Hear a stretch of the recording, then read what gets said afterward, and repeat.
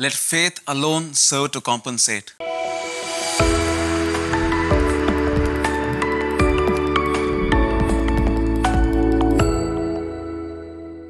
A beautiful line in Tantum Ergo, a hymn that we usually sing before the sacramental blessing, goes like this: Prestet fides supplementum, which means faith for all defects supplying, or let faith alone serve to compensate. My dear brothers and sisters, this thought somewhat summarizes today's gospel, wherein Jesus, walking on the water, leads his disciples to faith. But at the beginning, either superstitious or frightened disciples conclude that it was a ghost, because ghosts were very much part of their lives and traditions. But Jesus gives them courage by saying, "It is I, do not be afraid."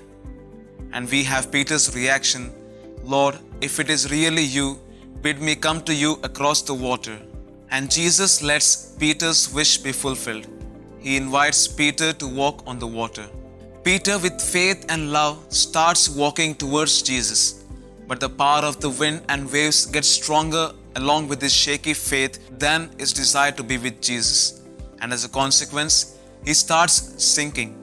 And Jesus holds him by the hand and lifts him up and asks him, "Why did you doubt?"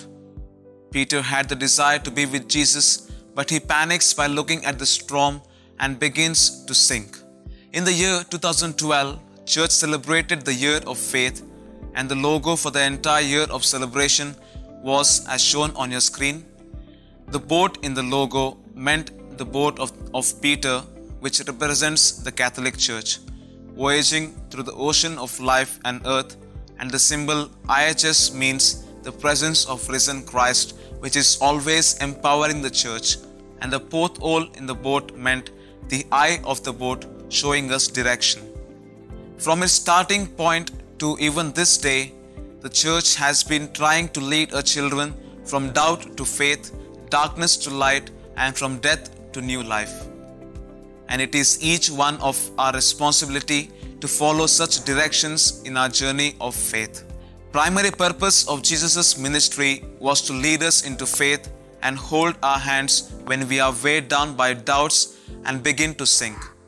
To cite a few examples, Jesus says in Mark 11:24, "Whatever you ask in prayer, believe that you have received it."